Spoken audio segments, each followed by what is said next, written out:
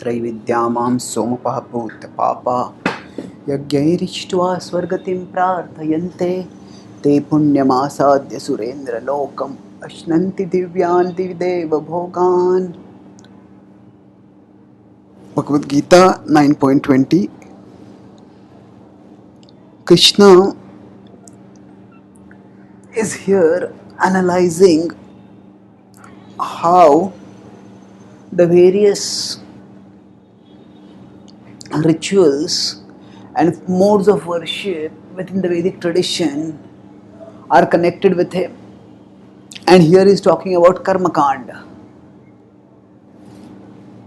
And he will compare. Karma-kanda usually involves worship of some of the devatas so that one can attain their abodes. So here Krishna will compare the worship of the devatas with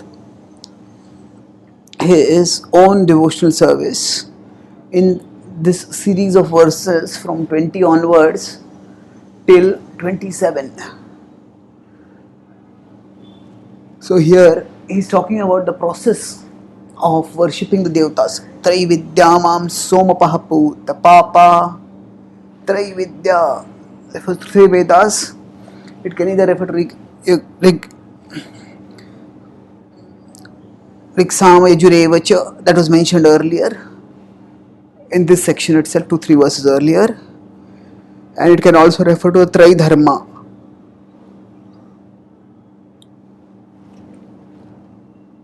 which will be mentioned in the next verse, Tridharma Manuprapanna. So Trividya, so Dharma, Artha, Kama. The Vedas talk primarily about doing religiosity so that one can get material prosperity, dharma for artha, and then one can get kama. So that can be in this life where one gets wealth and enjoyment, or it can be in the next life when one goes to heaven and gets huge prosperity and gets to enjoy with the celestial damsels, the apsaras. Either way, so Krishna has talked about this earlier in the second chapter, and we will see here the difference in emphasis between the second chapter analysis and here. So before that, let's go over the verse. Traivedya mam somapaha puta papa. So somapaha, when they perform yajna, one of the rituals in the yajna is to drink somaras. Now, many times some Indologists who have a reductionistic view of history claim that the somaras was the fruit of this tree or that tree, but actually somaras is a celestial beverage that manifests when one performs yajna properly. And that, what does it do? Puta papa, one becomes purified by drinking the somaras. It grants purification and it extends one's lifetime in one sense.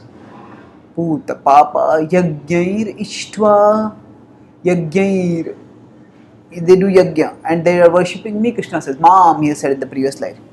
Ishtva swargatim prarthayante. Swargatim, swara refers here to swarga. So they want to attain swarga by worshipping through the process of yajna. Te punyamasadya surendra lokam. Te punyamasadya.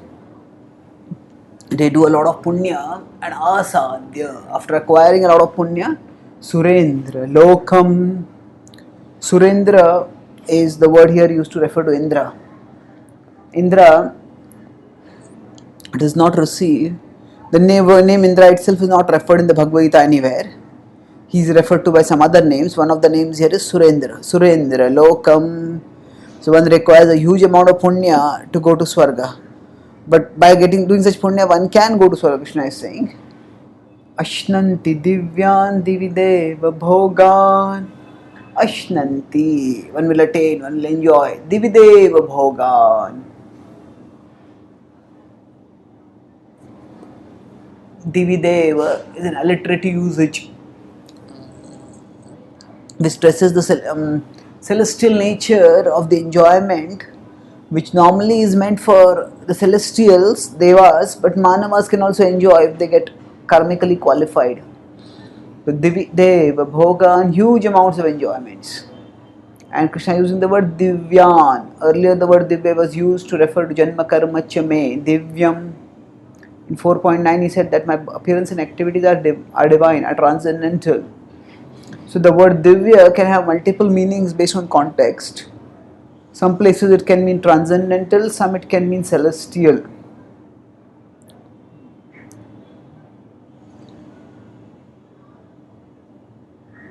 So as compared to whatever is available on earth, Divyan.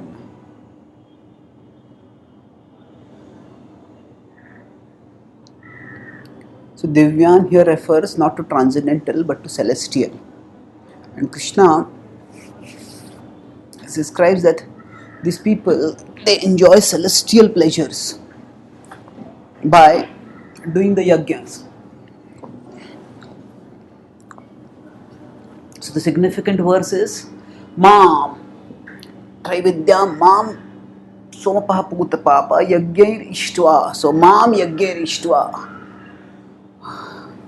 The transitional verse that led to this section is 9.15, where Krishna said that Jnana Yajnena Chapyanye Janto Mam Upasate Ekatvena Pruthatvena Bahudha Vishwato Mukham.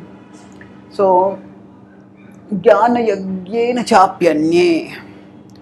By Jnana Yajna, other people worship me. And one such mode of worship is Pruthaktven Bahudha, that the one absolute truth manifested in many forms. So Krishna is referring to that notion here, where the people worship the Devatas. And of course, not all worshippers of the Devatas will have the same conceptions about who the Devatas are and what their roles are.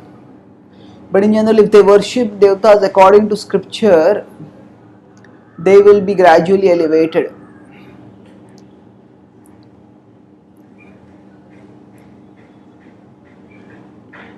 So now Traividya, and so Krishna says that those who are worshipping the Devatas, they are also worshipping him.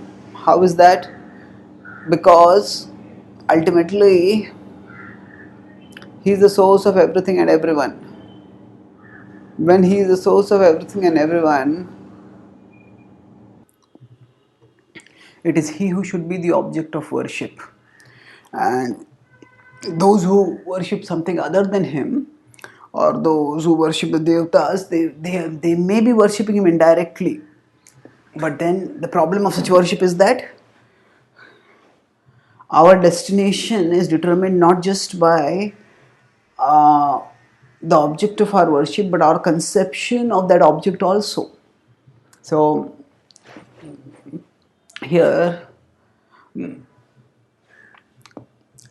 if they don't understand that Krishna is the absolute truth, if they consider that all the other devatas are more or less equivalent to Krishna, we can worship any one of them, then they won't get the same result.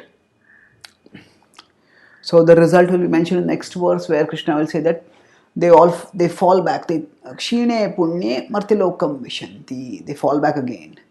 At this verse, it is stating that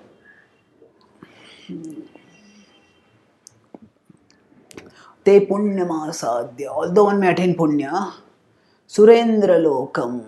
One goes to Indra's abode, but still, it is not a lasting destination. Krishna is not being fanatical over here. He acknowledges that there are processes of Karma-kanda, and he acknowledges that those processes do work. Because he does say they go to heavens. So fanaticism means we think that our way is the only way. Krishna doesn't say that. He says they go to heaven, but then they fall back. So now if there is a crossroad, to say that okay, this road goes only halfway to Mumbai, this road goes only 1/6 way to Mumbai, and this road goes to Mumbai. If we are at Pune and you want to go to Mumbai, now to say that only this road goes to Mumbai and these roads don't, that is not fanaticism. That is education. Now if someone wants to go to some other place, that is fine. But to assume that all roads will lead to the same destination, and further to say that no, to say that some road will not lead to a particular destination, to call that as fanaticism is actually foolishness. So Krishna is offering us education so that we can choose our destination. Krishna is not, there is no imposition over here. There is simply education for the purpose of intelligent choice. And to consider such education to be fanaticism is to deprive oneself of the empowerment of wise choices. Thank you.